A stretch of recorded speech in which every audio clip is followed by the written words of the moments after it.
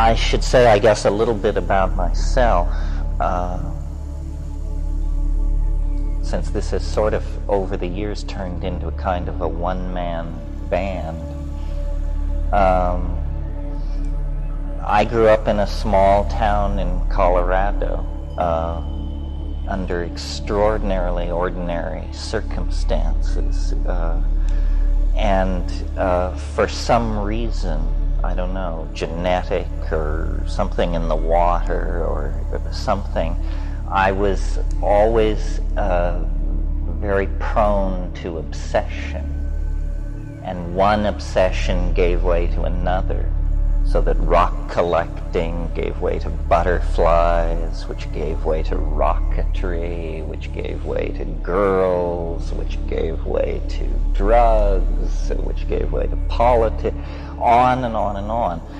Fascinated with the world, and as a rock hunter and a butterfly collector, it was fairly aesthetically driven and irrational. What interested me was the iridescence in certain agates, certain pyrites, certain tropical butterflies, certain kinds of reef fish, something about the light, the visual thrill of the world.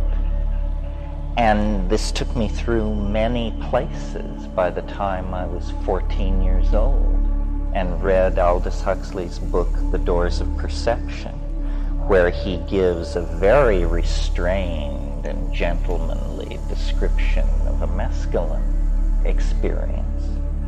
And I took it at face value and said, you know, if this is even partially true, it's immensely important.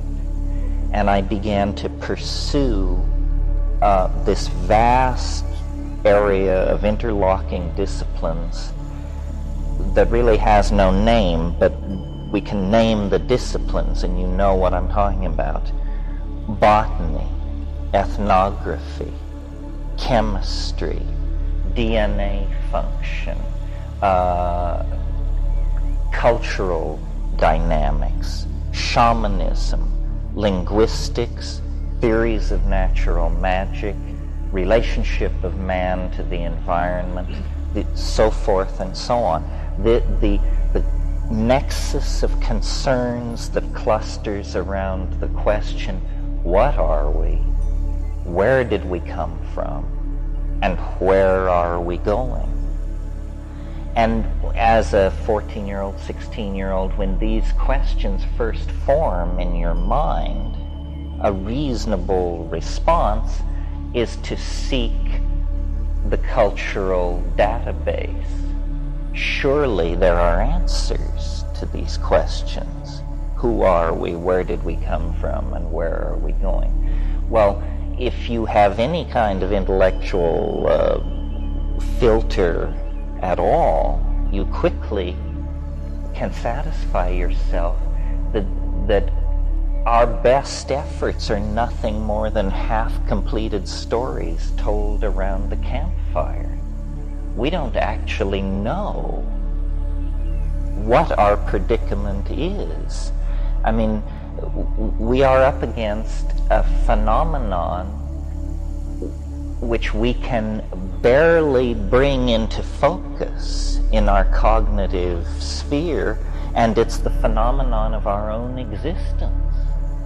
You know, what does it mean? What does it mean, first of all, to be a biological creature, to be as an animal? What is that? And then, what is it to be that embedded then in a culture with histories and languages and aesthetic canons and literatures and scientific hypotheses about the cosmos and so forth and so on. And my personal journey, if you want to put it that way, lay through a successive series of I almost said disappointments, but awakenings could be another word, as I realized that nobody has their finger on what's going on. These religions that are so freighted with their own pomposity are no better than inspired guesses. And science works its miracles by turning its enterprise into a kind of parlor game confined to the category matter and energy. So you can live and die inside these intellectual structures if you choose to. But people of curiosity, people of unusual or traveled circumstance usually find themselves unsatisfied with the conventional answers. And then, on top of all that, you can add the fact that over the last 100 years, what has come into the toolbox of thinking Westerners is a whole array of consciousness-altering substances that were not there before. And they accelerate, accentuate the dissolution of sanctioned paradigms, basically. In other words, all these things you might cling to, Catholicism, democratic ideals, Hasidism, Marxism, Freudianism, all of these things are exposed as simply quaint cultural artifacts, painted masks and rattles assembled by people of good intent, but clearly not great grasp of the situation. Well, I thought that process of deconstruction of cultural reality would end in a kind of liberation of cynicism, where you become sort of really street smart. Nobody can put anything over on you. You've been there. You've done that. It turns out that existential phase, which I reached at about age 18, is itself simply a place along the way, and that persisting then with pushing into altered states of mind and alien cultures, I began to see that there was a landscape of meaning, but it was not the meaning that I had ever been told. And this was fairly shocking to me, because part of my intellectual journey had been through the psychology of Carl Jung. So I was very prepared for the idea that all dreams, all religious mythologies are seamlessly connected to each other under the surface. And liberalism takes the generous position that everybody has a piece of the action. The Buddhists understand something, the Taoists understand something, the Kabbalists understand something. I was getting a different message. I was getting the message that nobody understands anything, that the entire cultural enterprise is 180 degrees cockamamie to the truth, that we have it absolutely ass backwards, that to date the enterprise of thinking has moved us radically away from understanding anything. And over the years I've tried to make room for this alternative explanation. And I suppose this is the proper place in all this to make my standard disclaimer against squirreliness. There's a lot of squirreliness in this world. a rising tide of it. Some of it has been fomented not far from where we sit this evening. And I represent to myself, and I hope to convince you of this, radical ideas, innovative ideas, even peculiar ideas, but not loose or preposterous ideas. And it's sort of like, as Supreme Court Justice Douglas said of pornography, it's hard to define, but you know it when you see it. And that's so, as sanctioned paradigms break down, science and religion, which certainly are breaking down, into that vacuum rushes an incredibly exotic menagerie of intellectual freakery of all sorts. And so what you have to call into being to deal with that situation are rules of evidence, tools for telling shit from shinola, in other words. And though what I will say here may sound peculiar, none of it is beyond the realm of testability, and none of it is riddled, I hope, with contradiction. So these weekends serve different functions for different people.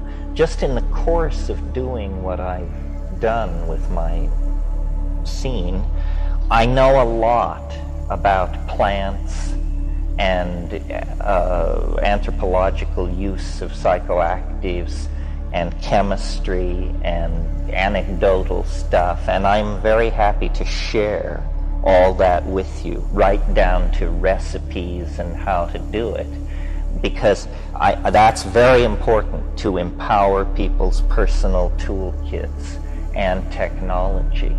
At first I had great enthusiasm for that part of the teaching process because I felt I was alone in trying to get people to take high doses of psychedelics and pay attention. You know, that this was not a party experience. This was something at the edge of metaphysical profundity. It now appears that psychedelic exploration is alive and well, enshrined in the culture as a 3% minority to be tolerated approximately with the same level of toleration granted to advanced S&M practitioners. So that has been taken care of. And so what interests me more now is, for me, what all these years of psychedelic taking came to was a new model of how reality works, a new model of what the world is. And several people in Going Around the Circle referred to it tonight as the time wave, or talk about time and the I Ching. I represent, remember when we were kids, or it still continues today, but there is a genre of cartoon of the bearded, corpulent man in the robe carrying a sign which says something, usually the end is near and repent.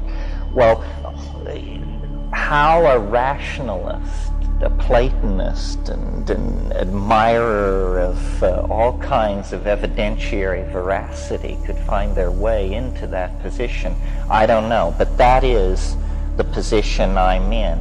I really am quite convinced, I wouldn't say 100%, but that what we are experiencing here at the end of the 20th century, which we call chaos or cultural speed up or globalization, or just the concatenation of multiple social crises, is in fact something far more profound than a mere crisis in our politics or our management styles or something like that. That it is that the cultural world, the world of human culture and history, is reaching some kind of climax at the same moment that the biological evolutionary process, which has been working on this planet for 4 billion years, is also reaching a climax. And both of these simultaneous trajectories toward breakthrough are occurring in a yet larger context, where the very laws of physics itself are undergoing some kind of a local phase shift or transformation.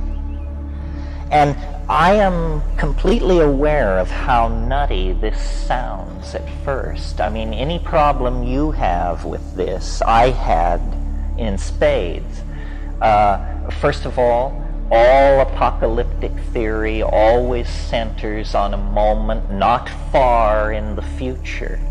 There's never been any percentage in saying the Earth is going to end in 50,000 years. There's just no juice in that. Nevertheless, when you begin comparing ontologies, you got to always remember this is not a free-for-all. There are only a certain number of intellectual products on the market. What is science selling? Science is selling the idea that some time ago, for no reason, the Earth sprang from nothing in a single moment. Well, now, whatever you may think about that idea, notice that it's the limit case for credulity. Do you understand what I mean? I mean, whether it's true or not, it's the most outlandish explanation for reality possible for the human mind to conceive of. And that's step one with science. So, what does this do? What is the consequence of this scientific worldview? A progressive marginalization and de-emphasis on what it means to be a human being. Because the universe is enormous in space and time.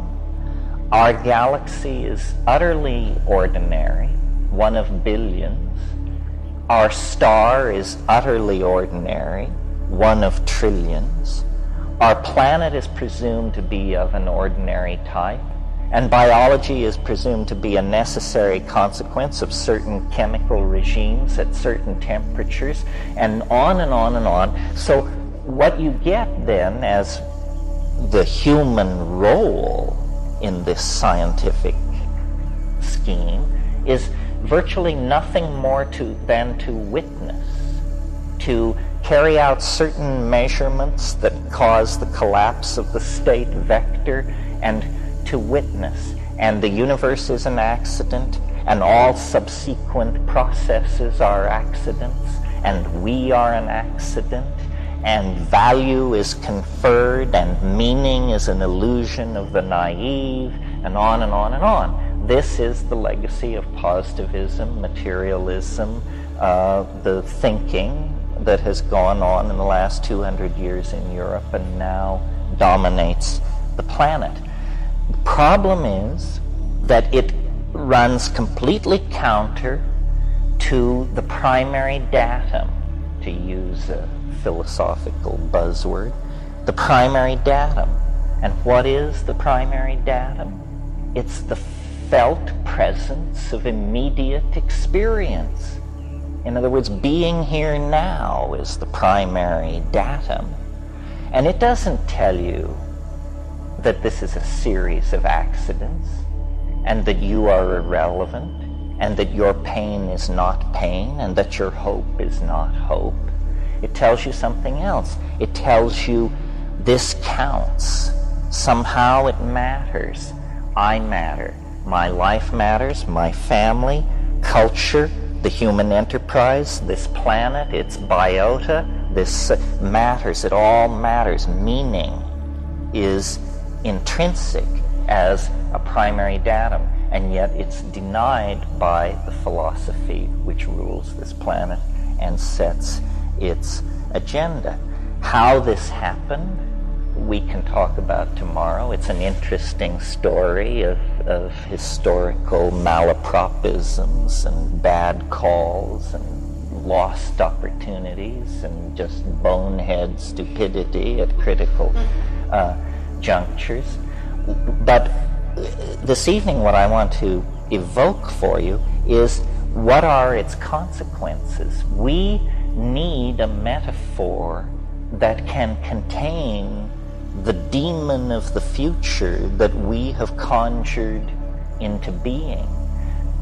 Fine-tuning the institutions built by powdered-wigged guys 200 years ago is a long shot at holding the whole thing together. The world is entering into a phase of progressively more chaotic oscillation. This is not a consequence of what human beings have done. It's part of the dynamics of the human biological, geological matrix that represents the planet. Biology never stands still. It moved from the unicellular phase into the multicellular phase. It occupied all niches. It left the oceans. It occupied the land. It then entered into linguistic phase space. It entered into the domain of meaning, and there it erected conscious, reflecting societies and individuals. Now, through the catalytic interaction with technology, the human species is getting set to redefine itself. And these phase transitions are major. In the life of this planet, which is 4 billion years, we can probably look back to no more than half a dozen of these kinds of phase transitions. Well, now I want to return to a point, which was the unlikelihood of apocalyptic transformation in our own time, using a kind of reductionist argument that there is so much time and a life is so short that the odds that your life would fall on the golden moment is very slight. But that's not true if the dice are loaded. And the dice are loaded. This melting together of technology, this globalization of culture, this creation of an electromagnetic sea of information, these are phenomena that only happen in the terminal moments of the planetary breakthrough. History itself is the shockwave of eschatology. This is the slogan that I've been building to deliver to you. History is the shockwave of eschatology. If you don't know what eschatology is, it's a good old theological word. It means the final things, the last things. And what I have learned from psychedelics, and I'm convinced of this to the bone, whether my own mathematics can stand the test or not, but time is not necessarily driven from the past. Time is not like an unfolding avalanche of causal consequences. Time is more like a process drawn toward an attractor. And the reason evolution happened on this planet in such a short amount of time, the reason the emergence of consciousness happened without following all the blind alleys that were open to primate evolution, is because it isn't a random walk toward nowhere. It is, in fact, of a trajectory defined by the field through which we are moving. And the way to think of this is like a topological surface, that time is not featureless. It is not invariant, as Newton insisted and assumed in order to build his calculus. I mean, it may appear invariant when you're calculating the orbits of the planets, but anyone who has ever gone through a bankruptcy, a divorce, a love affair, the death of a loved one, something like that, knows that, these things are unique phenomena. Millions of people have died, and nobody has ever died the same way twice and left the people standing there feeling the same way. The things that matter are imbued with uniqueness, and that uniqueness is imparted by this invisible medium that science, in order to function, has had to become obsessed with certain aspects of nature. It's the stars themselves that we can trigger fusion in our laboratories as an experimental process. That's absolutely hair-raising. I mean, that is a long, long journey into the heart of matter to be able to pull off a trick like that. Meanwhile, our understanding of time is infantile. We have no theory of time. We say that it is, in most cases, to be treated as invariant, and if you're working with special relativity, then in the presence of massive gravitational objects, you impart a very slight curvature to the space-time continuum, and that's it for time. And yet time is the dimension that hammers at us most persistently, because, it's upon the back of time that you ride into the world, and it's grasping for more of it that you sink into the blackness of death itself. Somebody had a question? Yeah. My English is very poor, so I have to ask. Do you believe in evolution or development? Oh yeah. One of the words that hasn't escaped my lips tonight by accident is novelty. Novelty is the concept that I've elaborated over the years, taking it from Alfred North Whitehead.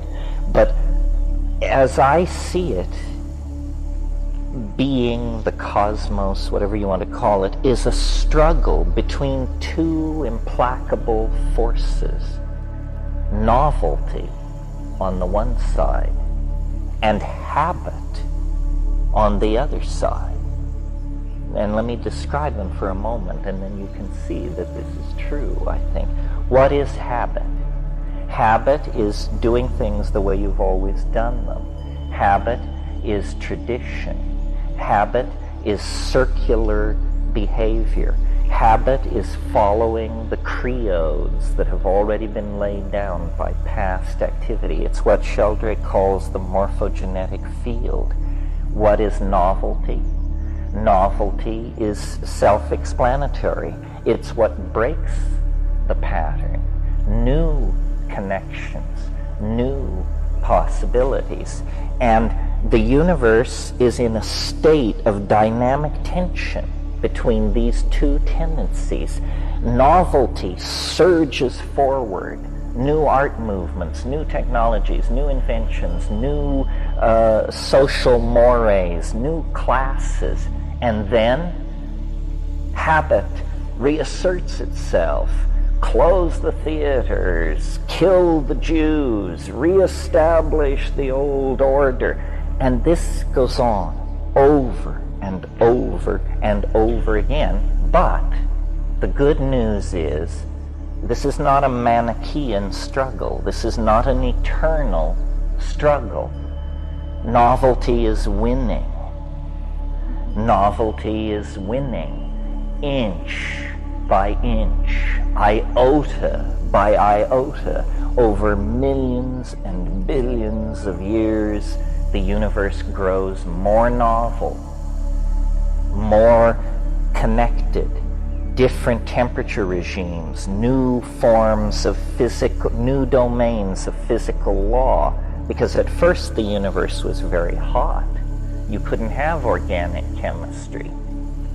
You couldn't have societies. Well, now, if novelty is, in a sense, what I've described to you is what we could call a novelty-conserving engine. The universe is a novelty-conserving engine. It produces novelty, and then it acts to hang on to it. And it uses that novelty to build the next level of novelty. So upon matter, it builds long-chain polymers, DNA molecule, it builds organic molecular structure. Upon that, animal life is organized. Upon that, complex, sentient, higher animals. Upon that, technology using humans. And upon that, the global society that we live in. Well, now, notice, something interesting has happened by making novelty our value to be conserved. Suddenly, the human enterprise is not peripheral. Suddenly, the human enterprise is what it's all about. The cosmos has been moving its eggs closer and closer to one basket for eons. You know, the action is not now in the bryophytes or the coelacanths or the reptiles. The action now is in a single species of primate. All of nature has halted its activity to turn and watch as Homo sapiens sapien, the double-thinking monkey, takes the stage and begins to work with novelty on a scale like nothing that has ever been seen before. And this tool-building function, and I use the word tool in the broadest possible sense. Language is a tool. Social organization is a tool. But this is what we do. We build tools. And McLuhan very wisely observed these tools are extensions of who we are. They are only distinct from us in our opinion. But in fact, they represent extensions of our humanness. And now, well, for some time, let's say obviously for about 10,000 years, something really weird has been going on. Because before that, time had an entirely different character.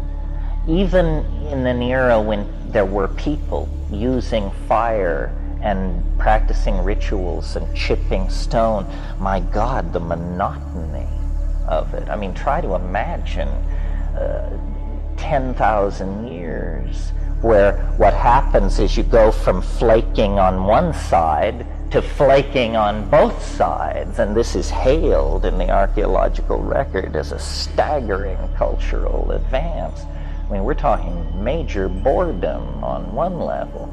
About 10,000 years ago, it began to quicken, and people moved into cities, and they began to elaborate specialized and social forms, so forth and so on.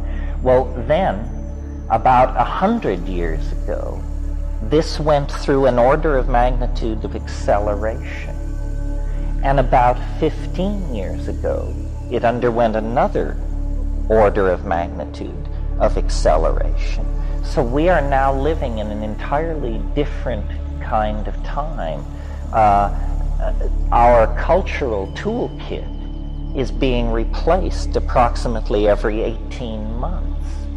There was a time when it was not replaced every 18,000 years. The tools by which we make our way into the world. For instance, in August, I was told The earth has moved. Mosaic is the most powerful tool ever created for moving human minds around on the web. 3 weeks ago I was told, junk Mosaic, who needs it? Netscape is the most powerful tool ever created. And you play with Netscape and you compare it to Mosaic and you have to admit, yep, it's better, orders of magnitude better. But the rate at which these tools are being replaced is phenomenal. The other thing which is going on is that all kinds of specialties are making breakthroughs that are not being integrated to other specialties. The cultural enterprise is not being managed. It's out of control, which is good news, I think. Because if it were under control, it would probably be under the control of someone with plans not terribly pleasant for the rest of us. I think the great good news is that the cultural process is expressing its own dynamic. I'm absolutely phobic of conspiracy theory. I just think it's a silly way to think about reality. God help anybody who tries to seize control of this tiger, because, yeah. But I don't understand why you believe in development. Or this is a premise of you that there is time that there's a development and evolution. Why you believe in that? Well, because I think the historical record shows a progressive movement from simpler to more complex form. And then the question is, how does it happen? And there are different theories about that. But to my mind, it's pretty clear that as you go back in time, the universe becomes a simpler and simpler place. Yeah, but I think we should make clear if you're thinking if there's time or if there's not time. We should make it clear. Well, this is sort of the question of, is there absolute time, or is time defined by the systems embedded in it? It's a philosophical question. I suppose if I were pressed, I would say it's defined by the systems embedded in it. But I am saying, you see, for science, time is not exactly a thing. It becomes somewhat thing-like in relativity because it's mated with space, which is more thing-like than time. But I'm suggesting that time is a real thing, as real as electricity or electromagnetic fields, that time, well, I didn't really intend to get off into this, but briefly, here's the bit. Science uses probability theory. That's actually what science is. It's a kind of expansion of probability theory. And probability theory says that, the first thing you learn when you study probability is that chance has no memory. They drum this into you. So they say to you, if you flip a coin 50 times and it comes up heads 50 times, what are the odds it will come up heads the 51st time? And the correct answer in probability class is 50-50. The odds are always 50-50. But a gambler who had flipped that coin 50 times and seen it come up heads would bet heads and win, because there's something funny about that coin. If the odds were really 50-50 of a coin coming up heads or tails, then the most common outcome of a coin toss would be for the coin to land on its edge.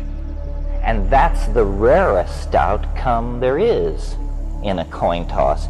You can hang out in bars your entire life and never see a coin toss land on its edge. So probability theory is flawed But the flaws are of such a nature that once you accept probability theory, you will never be able to detect the flaw, because in a sense the theory has preceded the observation. And what I'm saying is that complex systems, human systems, biological systems, do not operate probabilistically. They operate according to a different rule, which up until recently, the best description we had came from Chinese philosophy. It was called the Tao. And the idea there is that there is this invisible force which builds things up, empires, powerful families, you name it, and it tears these things down according to laws which are very, very mysterious and part of the Tao. Well, this time wave thing that I've developed is essentially the Tao without mystery. It strips away all that metaphysical baffle garb and says, here's an algorithm, entirely formal and explicit, that meets all the criteria of Tao. And the point that I want to leave you with tonight is that the entertaining, you don't even have to accept these ideas, just the entertaining of these ideas is an empowering experience, because it places our historical era and each of us individually at a very critical juncture in the alchemical process of cosmic salvation, if you want to put it that way. In other words, a lot is riding on how this all comes out. Yeah. Well, you talked about primary experience, one of the things you mentioned. And one of my primary experiences has been, I guess, what I would call communing with nature, that which is not cultural. And I'm wondering how the way you see development and how you see globalization and all that ties into what I assume is similar to that experience that I had that you mentioned, which is the archaic revival. It seems that there's some kind of opposites going on there for me, and I want to know how you tie them together. Well, yes. I mean, what's happening is that we are headed into a kind of super technology, a global information society, so forth and so on. But strangely enough, and you have to go back to McLuhan for this, the sensory ratios that are being reinforced by the new electronic technology are like the sensory ratios that were in place 15,000 years ago. In other words, if print is in fact a cultural disease, or I don't want to, no, a condition, print imposes a condition on the human mind which is now lifting.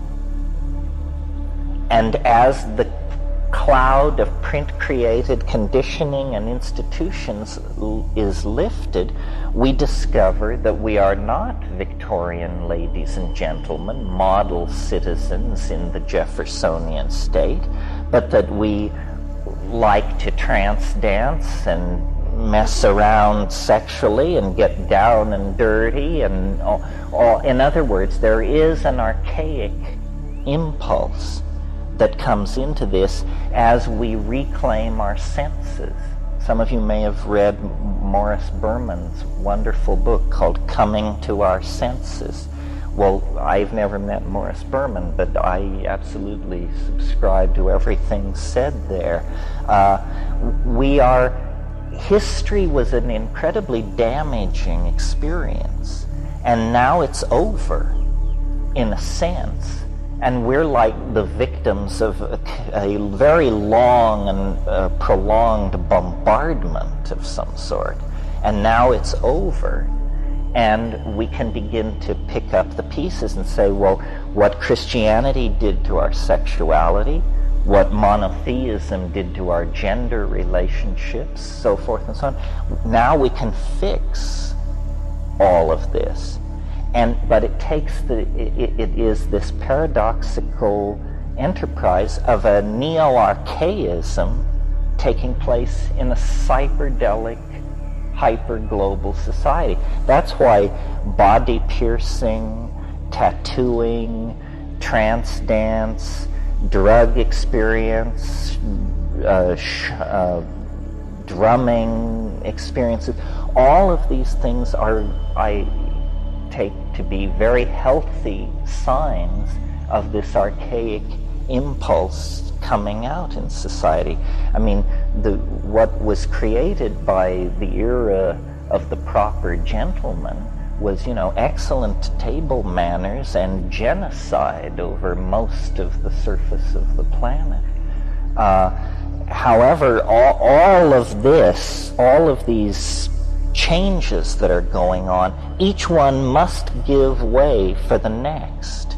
Like, we are never going to reach any kind of equilibrium between here and the concrescence, this point ahead of us, some 18 years in the future, where all these biological, cultural, and physical vectors move into phase and create a phase transition.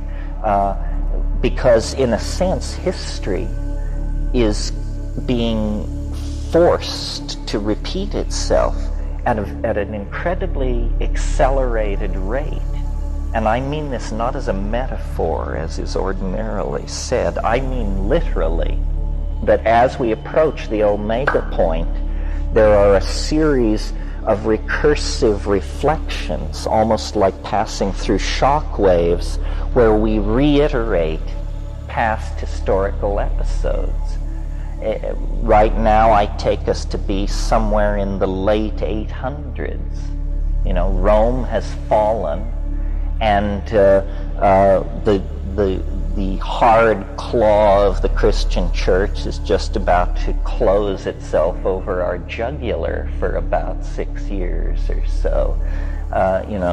If you're of our persuasion, your best bet now is to probably move to Tartary till the Renaissance, which comes in 2004.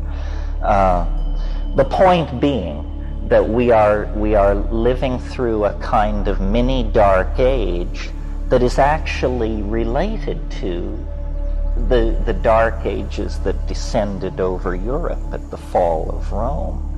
We could not have one without the other. Time is speeding up, but nevertheless we have to live through these resonances. Yeah. Let you go with the time. Do you think that we can change history, or what we call the past? If you couldn't change history, then you would have a determinism. The problem with determinism is that it makes philosophy impossible. Because if the universe is determined, then you think what you think, because you can't think anything else. And that makes the notion of truth rather curious. For truth to exist, there must be the possibility of error. So but I think that the future is more determined than most people think. What is determined in the future is the levels of habit and novelty. They are already set out there ahead of us. What is not set are the events, the people, the inventions, the catastrophes that will fulfill those abstract levels of novelty and habit. In other words, the future has not yet undergone the formality of actually occurring, but the surface on which whatever occurs must be laid over already exists. That's why when we look at the time wave, you'll see people say you're trying to predict the future. Not exactly. We're trying to predict where in the future the novelty should be expected. But we understand that you can never predict what the novelty will actually be. But if you could predict where to expect it, you could remove a lot of the anxiety from people's experience of the unfolding of history. Right now, history is an incredibly anxiety-producing process. I mean, people are just in despair over where we go from here. Yes? I might be getting a little ahead because I know you're going to talk about the time wave tomorrow night, but it occurred to me that when you devise the time wave, what it says is when, basically. What it says is when. Yes, it answers the when question. I've recently gone through a kind of funny change. I mean, this is more addressed to the people who are fairly familiar with this material, but we've put a huge amount of emphasis when we talk about the time wave into the end point, which will occur on December 22nd, 2012 AD. And we always discuss, what will happen at the end point and so forth and so on. But I've noticed that the curious thing about the time wave is that it will put itself out of business at that moment. That regardless of what happens then, the time wave will be, I hate to use the word, history at that point. So, in a sense, we misuse the time wave if we stand around waiting for 2012, because where the time wave is useful is between here and there, because it gives us an accurate map of what I guarantee you is going to be the craziest 18 years this planet has ever seen. And if you don't have a map of some sort through what is about to begin to unpack itself on our doorstep, you will think that it's the last days, because I think everything that is presently in place will be swept away, and then whatever replaces that will be swept away. So part of my motivation in all this is to put the time wave in front of people and say, look, it's worked for thousands and thousands of years, and it only has 18 years to go. So what intellectual justification is there for denying its efficacy in the next 18 years when it has 4+ billion years of success under its belt? And, this will all be thrashed out in the cultural marketplace of ideas. And I'm completely convinced that best ideas win. Because novelty, God is betting on novelty. And so if you bet on novelty, you'll be carried along in that process. Yeah. Am I correct that you predicted the Republican in the House? Well, I said it looked like a good time. Yeah. As far as the election is concerned, I don't know. Hawaii gives one a different perspective. I'm living out there now. Suddenly we all discovered that we were born-again Democrats just because they all got kicked out. Before that, a lot of time was spent lashing the Democratic Party as a bunch of jerks.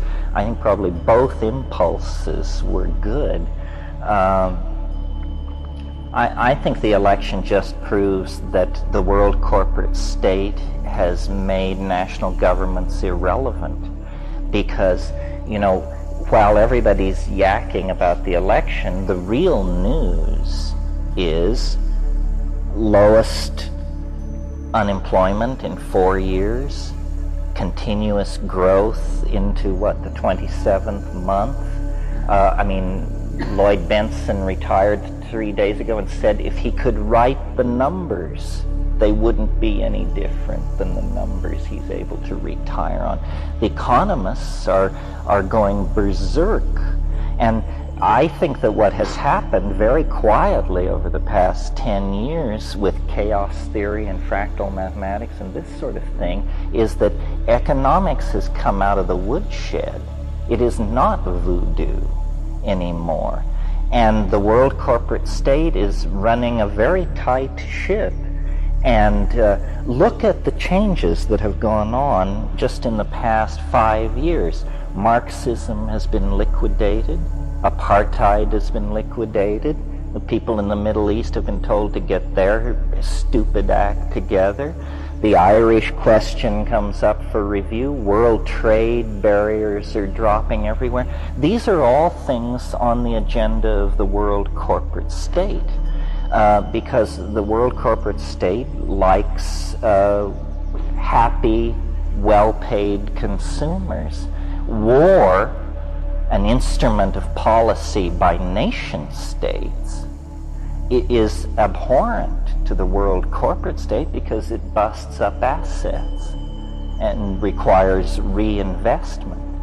So I think, if you have a United States senator threatening the life of the president, this tells you that these people are a bunch of irrelevant yahoos. It's like the Parliament of Tonga or something. It means they can get up and say anything they damn well please. The president doesn't matter. The Senate doesn't matter. None of it matters. It's a road show, and we're all incredibly focused on it. And why is that? Because an instrumentality of the world corporate state called the media makes very sure that we speak of nothing else. Meanwhile, in the background, large changes are being put in place. And I'm not doctrinaire on this. What we need to find out at this point is not what the Republican Party wants. We need to find out, what does the world corporate state believe?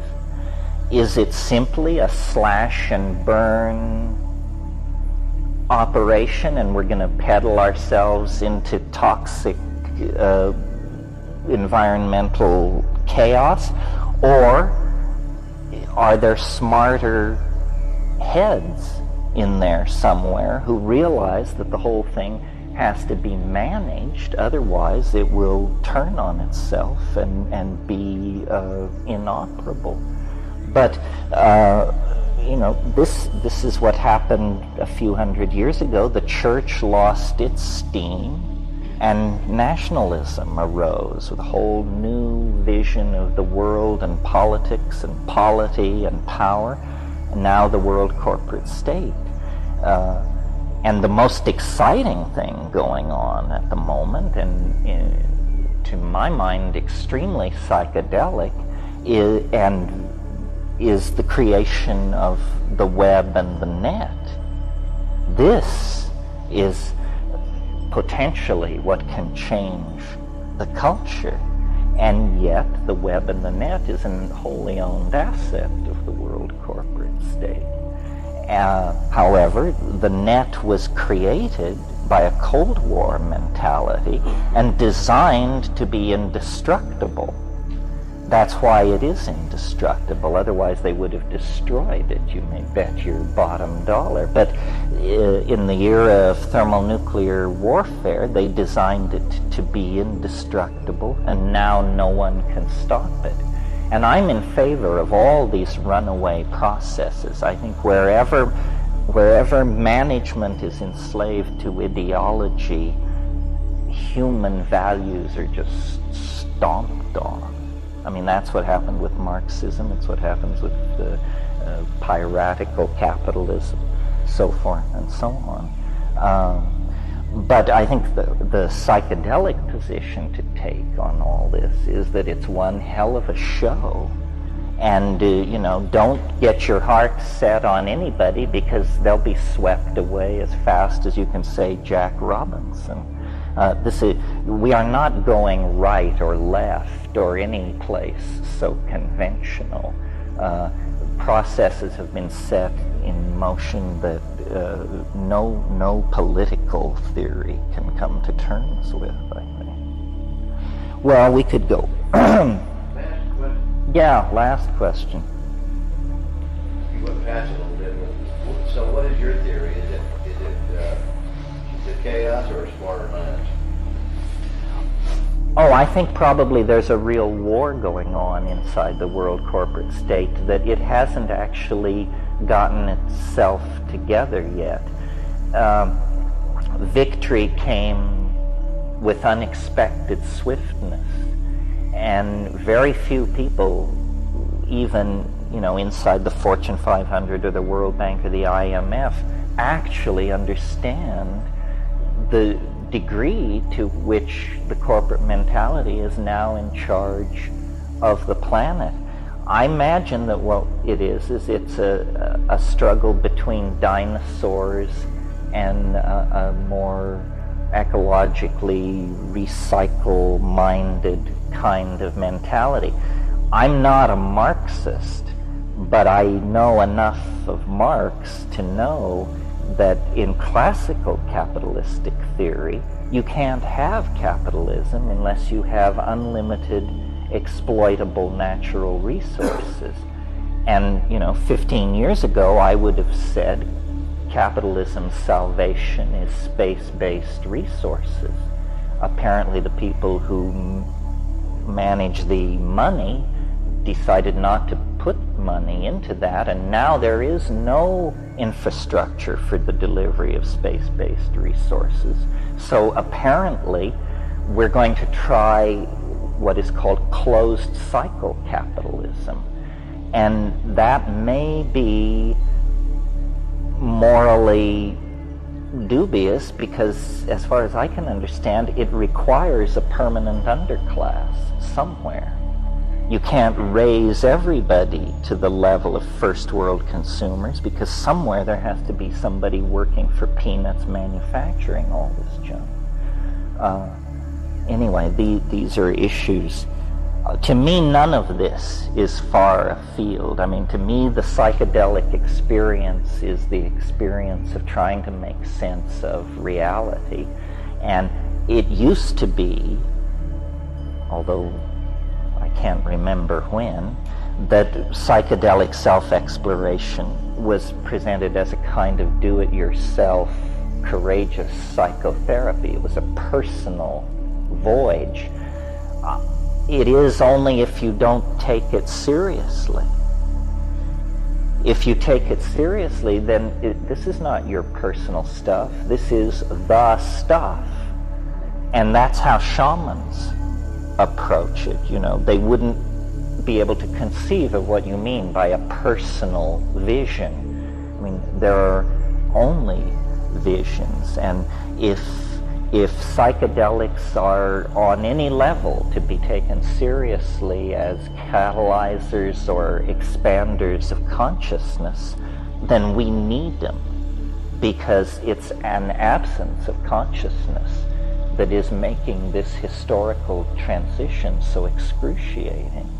And to the degree that we can raise consciousness, our own and other people's, we can go through this without a lot of yelling and hollering. But people who do not understand what's going on, and their numbers will multiply as the chaos spreads, are going to require a great deal of reassurance. Well, on that thought, I'll send you to bed. Let's get together tomorrow morning here at 10 a.m. Thank you all very much. It's a good group. I'm happy to be here.